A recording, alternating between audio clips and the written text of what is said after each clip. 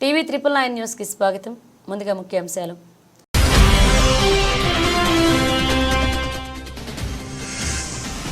Trump హెచ్చరికల పర్వం.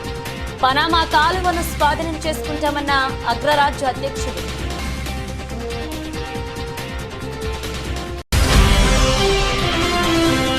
ఢిల్లీలోని ఐకానిక్ రెస్టారెంట్లో రాహుల్ గాంధీ ఫ్యామిలీ భోజనం. నెట్టింట వైరల్ అవుతున్న ఫోటోలు.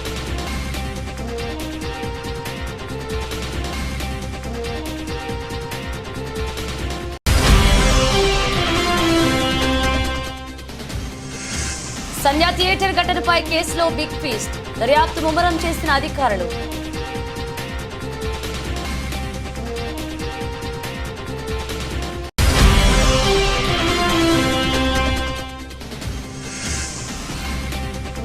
చదరంగంలో చంద్రబాబు మనవడు దేవాంశ్ రికార్డ్. హర్షం వ్యక్తం చేసిన నారా కుటుంబం.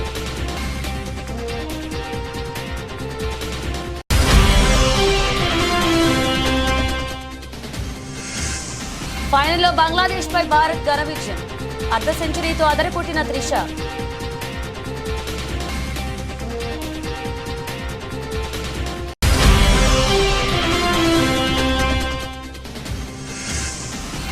నేను వెళ్లి శ్రీతేజ్ను పరామర్శించా. సినీ ఇండస్ట్రీ నుంచి ఎవరూ వెళ్లలేదు అన్నందుకు ఇప్పుడు చెప్తున్నానన్న జగపతి బాబు.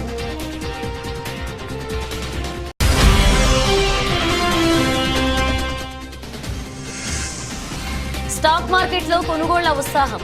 లాభాలతో షూరైన సూచీలు.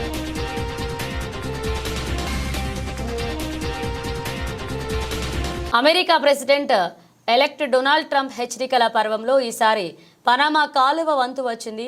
పనామా కాలువను ఉపయోగించుకునే అమెరికన్ నౌకలకు మితిమీరిన ఛార్జీలను వసూలు చేస్తున్నారని ట్రంప్ ట్రూత్ సోషల్లో ఆగ్రహాన్ని వ్యక్తం చేస్తూ ఓ పోస్ట్ చేశారు.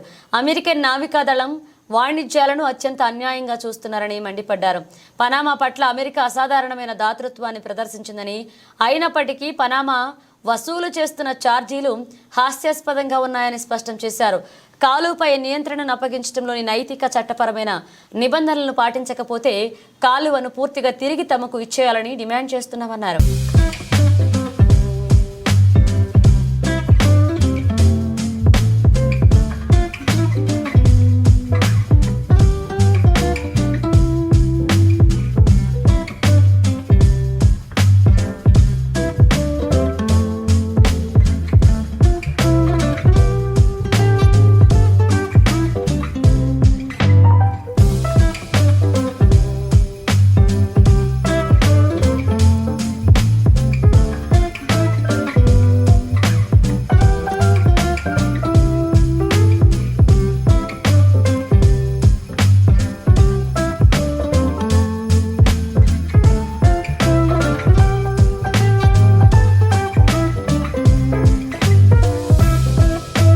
లోక్సభ ఎన్నికల నుంచి ఇటీవలే జరిగిన మహారాష్ట్ర ఎన్నికల వరకు, ఆ తర్వాత పార్లమెంట్ సమావేశాల్లో ఎంతో బిజీగా కనపడ్డారు కాంగ్రెస్ నేతలు రాహుల్ గాంధీ, ప్రియాంక గాంధీ. ప్రస్తుతం కాస్త సమయం దొరకడంతో వారి కుటుంబ సభ్యులు అందరూ కలిసి ఇవాళ ఢిల్లీలోని ఓ రెస్టారెంట్లో లంచ్ చేశారు. రాహుల్ గాంధీ కుటుంబం మొత్తం క్వాలిటీ రెస్టారెంట్లో పలు రకాల వంటకాలను రుచి చూసింది. ఈ ఫోటోలను రాహుల్ గాంధీ తన ఇన్స్టాగ్రామ్ ఖాతాలో పోస్ట్ చేశారు. ఇందుకు సంబంధించిన ఫోటోలు సామాజిక మాధ్యమాల్లో వైరల్ అవుతున్నాయి. రాహుల్, ప్రియాంక వెంట వారి తల్లి సోనియా గాంధీ, ప్రియాంక భర్త రాబర్ట్ వాద్రా, కూతురు మిరాయా వాద్రా, ఆమె అత్తయ్య కూడా ఉన్నారు. రాహుల్ గాంధీ అతని సోదరి ప్రియాంక రాయ్ బరేలీ, వాయనాడ్ లోక్సభ నియోజకవర్గాలకు ప్రాతినిధ్యం వహిస్తున్న విషయం తెలిసిందే.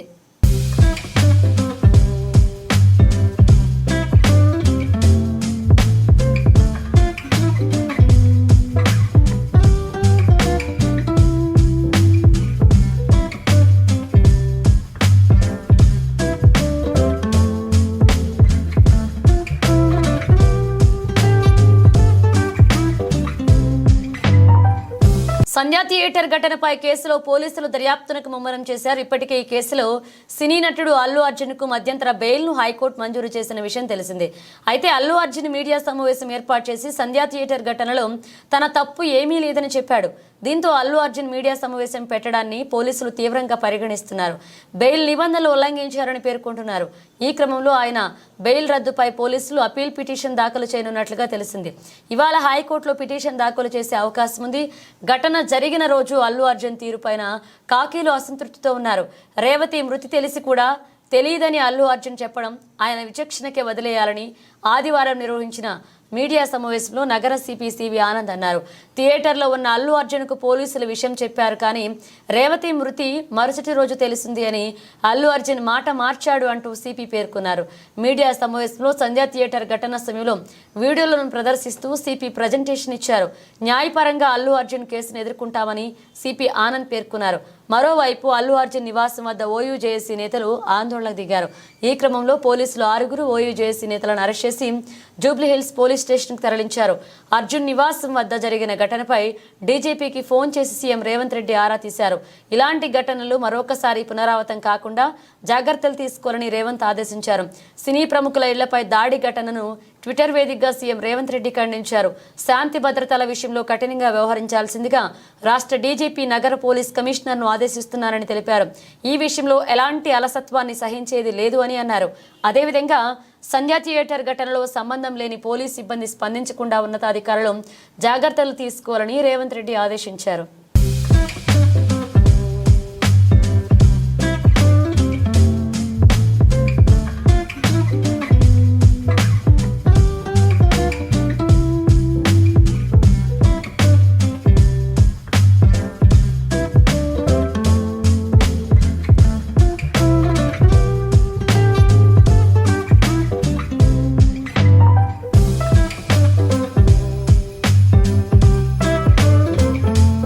ముఖ్యమంత్రి నారా చంద్రబాబు నాయుడు మనవడు నారా దేవాంశ్ చదరంగంలో వేగంగా పావులు కదపడంలో రికార్డు సృష్టించాడు.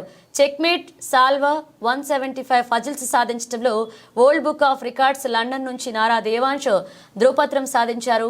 నారా దేవాంశ్ రికార్డు సాధించడం పట్ల నారా కుటుంబం హర్షం వ్యక్తం చేసింది. ఈ సందర్భంగా దేవాంశ్ తండ్రి మంత్రి నారా లోకేష్ స్పందించారు. దేవాంశ్ చెస్ను ఎంతో ఇష్టంగా స్వీకరించి కొన్ని వారాలుగా ఈ రికార్డు కోసం శ్రమించాడని పేర్కొన్నారు. చదరంగంలో శిక్షణ ఇచ్చిన రాయ్ చెస్ అకాడమీకి ఆయన ధన్యవాదాలు తెలియజేశారు.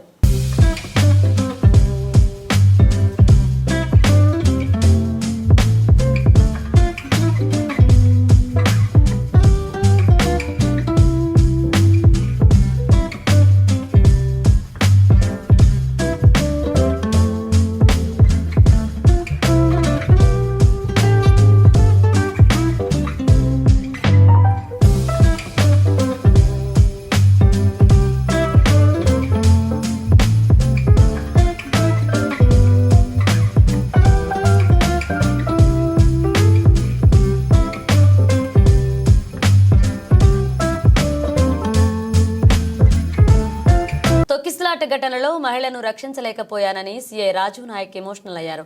ఆమెను కాపాడలేదనే బాధ ఇంకా వేధిస్తోంది అని కంటతడి పెట్టుకున్నారు. ఆసుపత్రిలో చికిత్స పొందుతున్న బాబు శ్రీతేజ్ త్వరగా కోలుకోవాలని ఆకాంక్షించారు. అల్లు అర్జున్ టీం నుంచి తనకు ఎలాంటి సమాచారం లేదని, థియేటర్ యాజమాన్యంతో మాత్రమే కాంటాక్ట్ ఉందని పేర్కొన్నారు. తాను కూడా తొక్కిసలాటలో చనిపోతానని అనుకున్నట్లుగా చెప్పారు. సార్, ఫస్ట్ ఆఫ్ ఆల్ చాలా బాధ అనిపిస్తుంది సార్. 15 రోజుల నుంచి ఈ సంఘటన నా చేతుల లే పాప మాకు శాంతి కలగాలని వాళ్ళ కుటుంబానికి ఒక ప్రాణాన్ని కాపాడలేకని ఒక బాధ నాకు ఒక 15 రోజుల నుంచి ఇదే అవుతుంది సార్. ఎందుకంటే నా చేతుల్నే చాలా ట్రై చేసిన సార్, చాలాసేపు తనలైనా నేను మా మౌనిక ఎస్ఐ అసలు చెప్పలేని ఇది సార్. 15 రోజుల నుంచి నా మదిలో మెలుతూ ఉంది. ఆ దేవుని భయవంతుల్లా ఆ బాబు కోలుకోవాలని నేను కోరుకుంటున్నాను సార్. ఆ రోజు జరిగిన సంఘటన సార్, మేనేజ్మెంట్కు నేను బ్యాక్ సైడ్ నేను రాసి మేనేజ్మెంట్కి ఇంటిమేషన్ ఇచ్చిన సార్. నాకు పై వాళ్ళ అల్లు అర్జున్ టీం నుంచి మనకు ఎలాంటి ఇంటిమేషన్ లేదు సార్. మా ఓన్లీ మేనేజ్మెంట్ నుంచి విజిట్ అనేది ఉంది సార్. ఆ విజిట్కి నేను మా సీనియర్ ఆఫీసర్తో మాట్లాడి నేను చూసి ఆ 2 థియేటర్లు ఒకటే ప్లేస్లో ఉండడం సార్. ఆ ప్లేస్లో ఉండడం 2 థియేటర్లకు ఒకటే ఎంట్రీ ఒకటే ఎగ్జిట్ సార్. 35 and 70 mm అది పాసిబుల్ కాదానికి అదే పేపర్ కాపీ టు SHOకి ఒకటి వచ్చింది సార్. దాని బ్యాక్ సైడ్ నేనే నా స్వయాన రైట్ ముందు రాసి మేనేజ్మెంట్కి వెళ్ళినా సార్. వాళ్ళ అల్లు అర్జున్ టీం కాంటాక్ట్ మాకు లేదు సార్. సో మేనేజ్మెంట్ వాళ్ళకి ఇంటిమేషన్ చేయాలి సార్ అది. సో ఇంకోటి సార్, బిఫోర్ 2 hours నుంచి నేను స్ట్రగుల్ చేస్తున్నా. మీడియా మిత్రులందరూ ఉన్నారు, చాలామంది, ఒక దాదాపు 100 మంది ప్రెస్సులు ఉన్నారు. 2 hours నుంచి మేము, మా SI Mounika lady officer, so ఎంతోగానో ట్రై చేస్తున్నాం క్రౌడ్ ఫుల్ కంట్రోల్ చేయడానికి.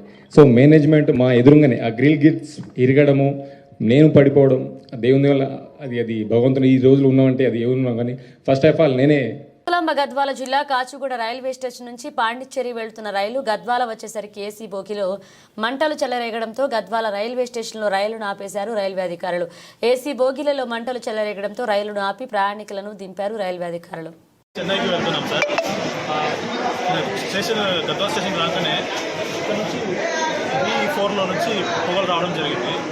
మేము జస్ట్ ఏదైనా ప్రాబ్లం అనుకున్నాము, కానీ ఆగిన ఒక 10 నిమిషాలుగా పొగలు ఎక్కువైనాయి జరిగింది. అందరం పొగలు ఉన్న అందరం కింద తిప్పేసి బయటికి వెళ్ళిపోతాం.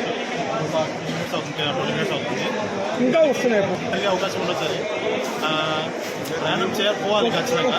ఇదే ప్రాబ్లం స్టేషన్లో జరిగింది కాబట్టి మేము రెక్టిఫై చేసుకోగలం. అదే ఎక్కడైనా మార్గ మధ్యలో జరిగితే ఆ మంటలు ఇంకా చెలరేగే అవకాశం ఉంటుంది. అప్పుడు ఎవరు కాపాడడానికి అవకాశం ఉండదు. కాబట్టి ఇలాంటివి ఇంకా జరగకూడదని నేను ఆశిస్తున్నాను. South central railway. ఖమ్మం జిల్లా వైరా నియోజకవర్గ కేంద్రం ఎమ్మెల్యే క్యాంపు కార్యాలయంలో నిరుపేద లబ్ధిదారులకు కళ్యాణ లక్ష్మి, షాదీ ముబారక్ చెక్కులు పంపిణీ చేశారు ఎమ్మెల్యే మాలోత్ రామ్దాస్ నాయక్. ఇందిరమ్మ రాజ్యం, కాంగ్రెస్ పార్టీ ప్రభుత్వం, మీ అందరి ఆశీస్సులతోని, మీరందరి శక్తితోని ఈ రాష్ట్రంలో రేవంత్ రెడ్డి గారి నాయకత్వాన ముఖ్యమంత్రిగా, మరి రాష్ట్ర ఉప ముఖ్యమంత్రి భట్టి విక్రమార్క గారు, మంత్రి గారు అన్న శ్రీనివాస్ రెడ్డి గారు, మంత్రి గారు తుమ్మల నాగేశ్వరరావు గారు, మన ఎంపీలు రఘురామరెడ్డి గారు, రేణుకా చౌదరి గారు, మరి వీరందరి జిల్లా పక్షాన మీ అందరి ఆశీస్సులతో ఇందిరమ్మ రాజ్యంలో మీ అందరికీ కావాల్సింది, రావాల్సింది వచ్చే దాంట్లో అందరూ పనిచేస్తున్న నేపథ్యంలో ఏదైతే కాంగ్రెస్ పార్టీ ఆ రోజు సోనియా గాంధీ గారు, రాహుల్ గాంధీ గారు ఏమన్నారో అవన్నీ కూడా ఒకటి ప్రజలు చెప్తా ఉన్నాం. మీరు గెలిపించిన ఏమంటే ఉచిత బస్సు, మీరు గెలిపించిన ఏమంటే ఉచిత కరెంటు, ఉచిత బస్సుకి నెలకి 400 రూపాయలు. మనకు అర్థం కావట్లేదు. నెలకు 400 రూపాయలు గవర్నమెంట్ మన తరఫున 400 కోట్ల రూపాయలు ప్రభుత్వం మన తరఫున ఆర్టీసీ కడతా ఉంది. ఆర్టీసీ నాకు తెలిసి ఇప్పటికి మూతపడిపోయేది. గత ప్రభుత్వం కేసీఆర్ ట్రైన్లో ఆర్టీసీ మొత్తం మూతపడిపోయే పరిస్థితికి వచ్చింది. మరి మన సోదరు వాళ్ళందరికీ కూడా ఇటు మీ అందరికి ఉచిత బస్సు ఇస్తూ, మీ టికెట్ల డబ్బులు గవర్నమెంట్ కడుతూ, ఇటు ఆర్టీసీ పెద్ద ఎత్తున లాభాలు వచ్చిన పరిస్థితి. ఉచిత కరెంటుకు కూడా 400 కోట్లు నెలకి. ఈ దేశంలో ఎక్కడా కూడా ప్రధానమంత్రి మోడీ గారి రాష్ట్రంలో కూడా జరగని రుణమాఫీ 1,00,000 రూపాయలు ఇస్తున్నానని చెప్పేసి కేసీఆర్ గారు 10 సంవత్సరాల్లో 4 సార్లు 4.25 ఇస్తే మన వడ్డీ కూడా పనిచేయాలి. మన నిన్న మన అసెంబ్లీ అదే కూడా ఆయన గారు ఒకేసారి 1,00,000 రూపాయలు ఇచ్చుంటే రాజశేఖర్ గారు ఇచ్చినట్టుగా బ్యాంకులలో మన ఖాతాలు ఒక లెక్కలోకి వచ్చాయి, ఒక పద్ధతిలోకి వచ్చాయి, ఒక సిస్టంలోకి వచ్చాయి. కానీ సంవత్సరానికి 4 దఫాలు ఇచ్చరికి ఆయన గారు ఇచ్చేటప్పుడు వడ్డీ సరిపోక, ఈ 10 సంవత్సరాల్లో వడ్డీ సరిపోక ప్రభుత్వం కడతది కదా అని చెప్పేసి కేసీఆర్ అని నమ్మకం ఉంటే ఆ డబ్బులు ఇలా తడిసిపోయి అసలు వడ్డీ మొత్తం కలిపి 2 లక్షలు, 3 లక్షలు, 4 లక్షలు అయిన పరిస్థితికి మనం అప్పుల పాలైనాం. ఇవన్నీ గ్రహించి 2 లక్షలు ఇస్తామని చెప్పిన మాట వాస్తవం. 2 లక్షలు ఇస్తామని చెప్పిన మాట ప్రకారం, రాహుల్ గాంధీ గారు ఇచ్చిన మాట ప్రకారం, రేవంత్ రెడ్డి గారి నాయకత్వంలో మీ అందరికీ 2 లక్షల రూపాయలు రుణమాఫీ అందరికీ 70% వారికి పడ్డది అని చెప్పేసి మీ అందరికీ మనం చెప్తా ఉన్నాం. కొంతమంది పడకపోవచ్చు. దాని తర్వాత అనివార్య కారణాల వల్ల రేషన్ కార్డు లేక, అకౌంట్ తప్పు పోయి, ఆధార్ కార్డులో పొరపాటు పడి కొంతమంది రాకపోతే మన నవంబర్ 30 తారీఖు కూడా చివరికి అటువంటి ఖాతాలకు కూడా 2,700 కోట్ల రూపాయలని మహబూబ్ నగర్ నుంచి, మన వైరా నియోజకవర్గం నుంచే 2 లక్షల వరకు మొత్తానికి వేసేసారు. హన్మకొండ జిల్లా సాయంపేట మండల కేంద్రంలో రాజ్యాంగ నిర్మాత డాక్టర్ బాబాసాహెబ్ అంబేద్కర్ పై కేంద్ర హోంమంత్రి అమిత్ షా పార్లమెంట్లో చేసిన వ్యాఖ్యలను భూపాలపల్లి ఎమ్మెల్యే గంట్రా సత్యనారాయణరావు ఖండించారు. మండల కేంద్రంలోని అంబేద్కర్ సెంటర్లో కాంగ్రెస్ పార్టీ నేతలు నిర్వహించిన నిరసనలో ఎమ్మెల్యే పాల్గొన్నారు. ఈ సందర్భంగా ఎమ్మెల్యే మాట్లాడుతూ కేంద్ర హోంమంత్రి అమిత్ షా పార్లమెంట్లో ప్రతిపక్ష ఎంపీలను ఉద్దేశించి పార్లమెంట్లో అంబేద్కర్ అని పదే పదే ప్రస్తావించడం కంటే అందుకు బదులుగా ఏదైనా దేవుణ్ణి స్మరించుకుంటే స్వర్గం దొరుకుతుందని మాట్లాడడం దేశ ప్రతిష్టతకు మంచిది కాదు అన్నారు. వెంటనే వారి అనుచిత వ్యాఖ్యలు వెనక్కి తీసుకుని దేశ ప్రజలకు క్షమాపణ చెప్పాలని అన్నారు. డాక్టర్ బాబాసాహెబ్ అంబేద్కర్ రాజ్యాంగాన్ని అమలు చేయాలని విలువలను మంటగలుపుతున్నారని పార్లమెంట్ సభ్యులు అడగడంతో పార్లమెంట్ సభ్యుల మీద అనుచిత వ్యాఖ్యలు ఏదైతే అంబేద్కర్ అంటారు, అంబేద్కర్ బదులు మీరు గుళ్ళో ఉన్న దేవుణ్ణి తలుచుకోండి స్వర్గం పోతారని ఏదైతే మరి మాట్లాడడమో ఇది ప్రజాస్వామ్యాన్ని అంబేద్కర్ రాసినటువంటి రాజ్యాంగాన్ని తుంగలో తొక్కే విధంగా మంటలు కలిపే విధంగా అంబేద్కర్ వాక్యాలు ఇది ప్రజాస్వామ్యము మొత్తం కూడా తీవ్రంగా ఖండించవలసినటువంటి అవసరం ఉంది. అంబేద్కర్ రాసినటువంటి రాజ్యాంగం ఏదైతే అంబేద్కర్ని అవమానించిందో ఆయనను వెంటనే క్యాబినెట్ నుంచి బర్తరఫ్ చేయాలని భారతదేశ వ్యాప్తంగా కూడా నిరసన తెలిపిన దాన్ని ప్రధానమంత్రి సమర్థించుకునే విధంగా ఈరోజు మాట్లాడము సిగ్గుసేటైనటువంటి విషయం.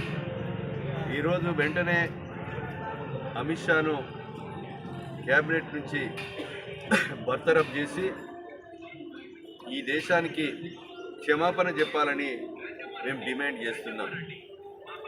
ఆయన రాసినటువంటి రాజ్యాంగ విలువల ప్రకారంగానే పేదలు, బడుగులు, బలహీన వర్గాలకు రిజర్వేషన్ కల్పించడమే కాకుండా చట్టసభల్లో అదేవిధంగా హన్మకొండ జిల్లా సాయంపేట మండల కేంద్రంలోని రైతు వేదికలో వివిధ గ్రామాలకు చెందిన మొత్తం 19 మంది సీఎంఆర్ఎఫ్ లబ్ధిదారులకు 4,98,000 రూపాయల విలువైన చెక్కులను భూపాలపల్లి నియోజకవర్గ ఎమ్మెల్యే గండ్రా సత్యనారాయణరావు అందజేశారు. అనంతరం ఎమ్మెల్యే మాట్లాడుతూ అన్ని వర్గాల ప్రజలకు అండగా నిలవడమే రాష్ట్ర ప్రభుత్వ లక్ష్యమన్నారు. పేద ప్రజలను ఆర్థికంగా ఆదుకునేందుకు ప్రజాప్రభుత్వం అనేక సంక్షేమ పథకాలు అమలు చేయడం జరుగుతుందని ఎమ్మెల్యే గుర్తు చేశారు. మానవతా దృక్పథంతో సీఎం రేవంత్ రెడ్డి దరఖాస్తు చేసుకున్న ప్రతి ఒక్కరికి ఆర్థిక సహాయాన్ని మంజూరు చేస్తున్నట్లుగా పేర్కొన్నారు.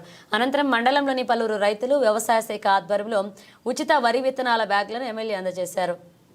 ఆ ధరణి పోర్టల్ వల్ల మన యొక్క అధికారాలని తీసి వేరే దేశపోనికి అప్పచెప్పి వాడి ఇష్టానుసారంగా మనకు హక్కులను కాలరాసినటువంటి మరి గత ప్రభుత్వం రైతుల హక్కులను కాలరాయడం జరిగింది కనుక దాన్ని దృష్టిలో పెట్టుకొని ఆ ధరణిని రద్దు చేసి కాసు కాలంలో పేరు ఎక్కియడం, అదేవిధంగా భూమి ఏదైతే కారస్ ఖాతా కానీ, సీలింగ్ ల్యాండ్ కానీ, ప్రభుత్వ భూమి కానీ, ఫారెస్ట్ భూమి కానీ, ఖరీదు పెట్టి కొనుక్కున్నటువంటి భూమి కానీ ఆ భూములంటే మీకు సర్వే జరిపి పాస్ పుస్తకాలు ఇచ్చి రేపు రైతు భరోసా కానీ, యాక్సిడెంట్ అయితే రైతు బీమా కానీ, అదేవిధంగా బ్యాంకులో పోతే పంట రుణం వచ్చే విధంగా ఒక చట్టాన్ని తీసుకురావడం జరిగింది. అది భూభారతి. ఆ చట్టము తహసీల్దార్కు ఆర్డీఓలకి అధికారం ఉండే విధంగా, ఇంతకుముందు కలెక్టర్ యొక్క తంబు పెడితే ఓపెన్ అయ్యేది. గతంలో మాదిరిగా మనం భూమి దున్నుకుంటున్నాం, భూమిని నమ్ముకుంటున్నాం, మనకు బుక్కులేక అనేక అవస్థలు పడ్డాం. అలాంటి ఈరోజు అధికారాలను తహసీల్దార్లకే ఆర్డీఓలకే. హన్మకొండ జిల్లా ఆత్మకూరు పోలీస్ స్టేషన్ పరిధిలోని అక్కంపేట గ్రామం వద్ద ఆటోలో తరలిస్తున్న గంజాయిని పట్టుకున్నారు పోలీసులు. ఈ సందర్భంగా ఆత్మకూరు సే సంతోష్ వివరాలు వెల్లడించారు.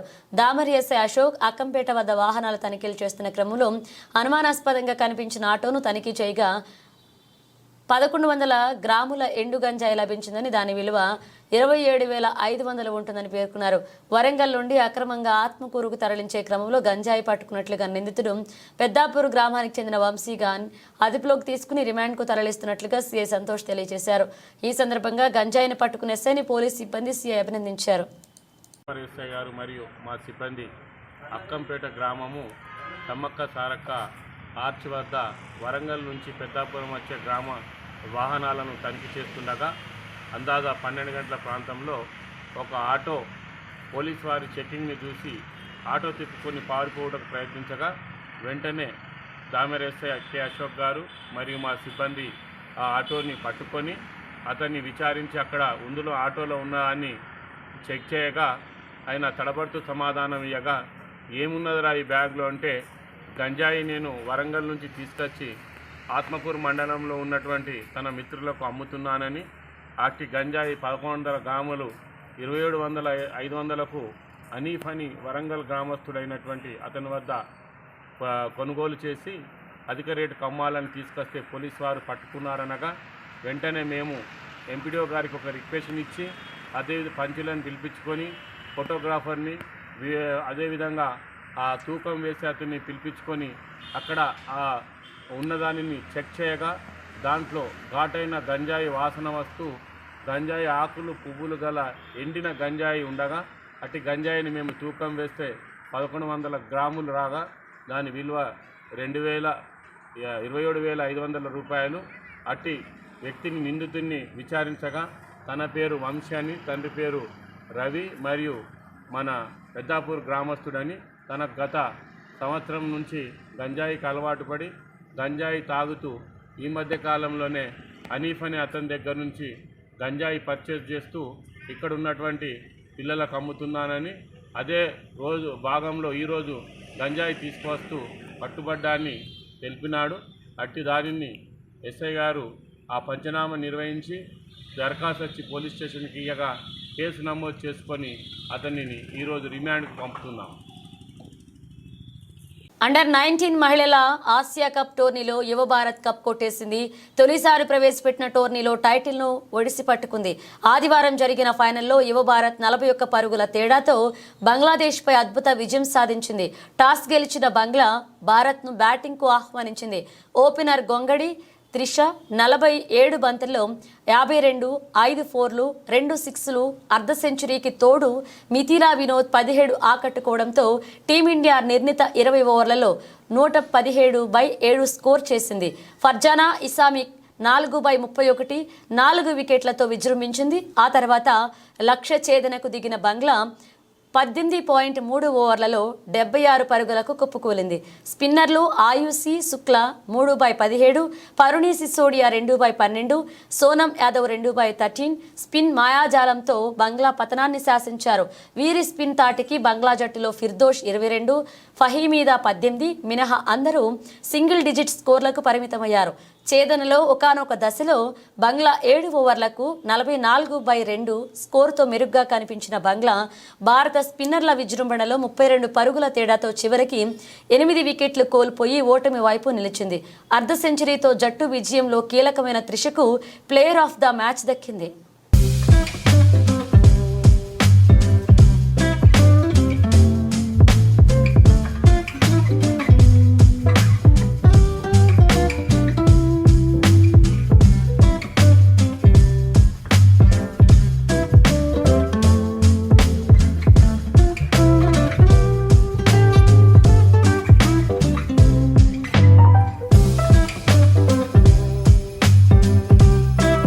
అల్లు అర్జున్ సంధ్యా థియేటర్ ఘటన రోజుకి మరింత చర్చగా మారుతున్న సంగతి తెలిసింది. అయితే నిన్న అసెంబ్లీలో రేవంత్ రెడ్డి మాట్లాడుతూ సినీ ప్రముఖులు అంతా అల్లు అర్జున్కి ఏమైంది, అతని ఇంటికి వెళ్లి పరామర్శించారు, అందులో ఒక్కరైనా ఆ కుటుంబాన్ని, ఆ బాలుడిని పరామర్శించారా అంటూ ఫైర్ అయ్యారు.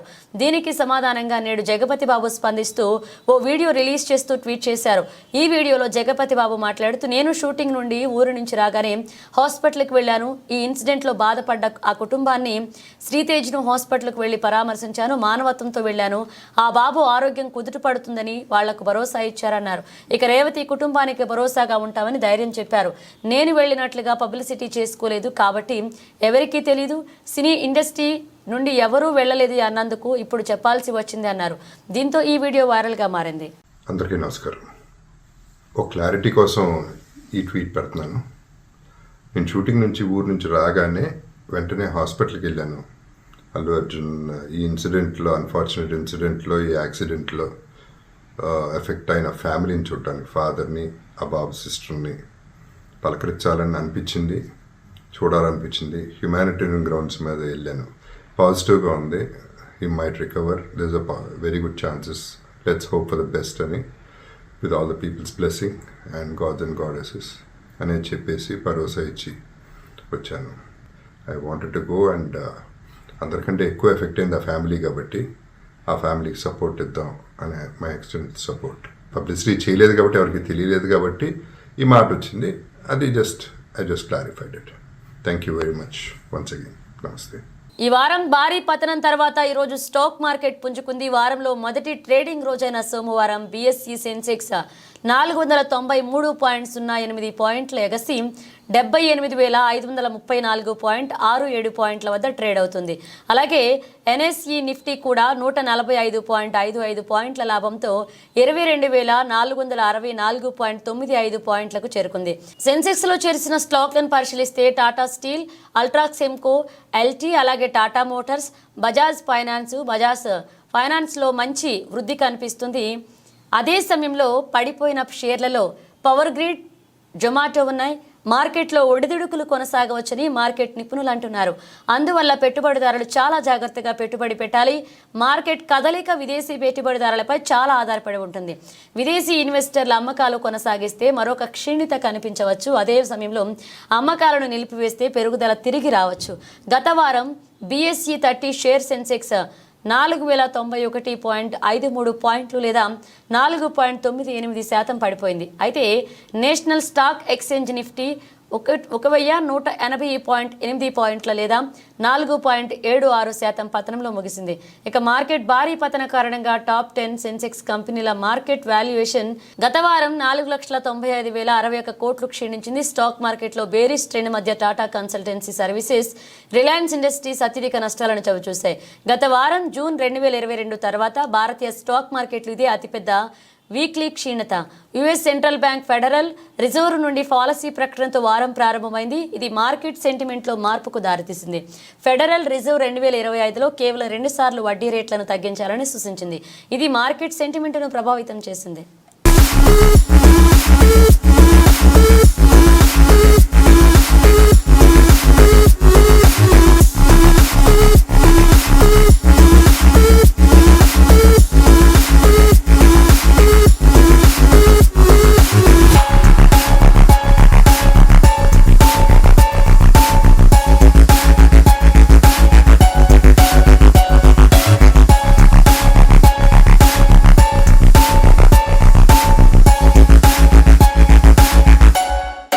బులెటిన్ ముగించే ముందు హెడ్లైన్స్ మరోసారి.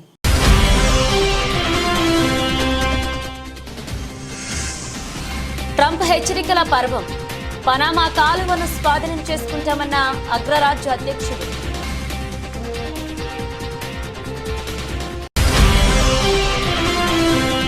ఢిల్లీలోని ఐకానిక్ రెస్టారెంట్లో రాహుల్ గాంధీ ఫ్యామిలీ భోజనం.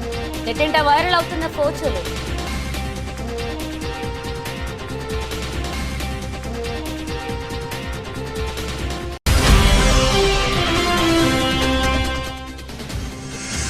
సంధ్యా థియేటర్ ఘటనపై కేసులో బిగ్ ఫీస్ట్. దర్యాప్తు ముమ్మరం చేసిన అధికారులు.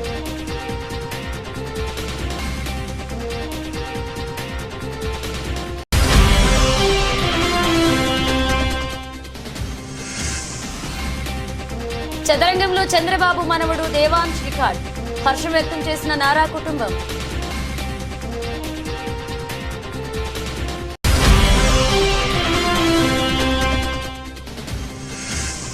ఫైనల్లో బంగ్లాదేశ్ పై భారత్ ఘన విజయం. అర్ధ సెంచరీతో అదరకొట్టిన త్రిష.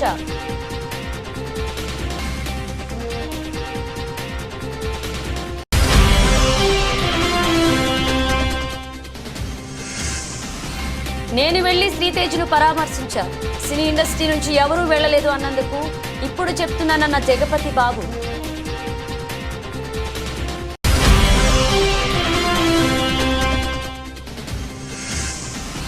స్టాక్ మార్కెట్లో కొనుగోళ్ల ఉత్సాహం. లాభాలతో షూరైన సూచీలు.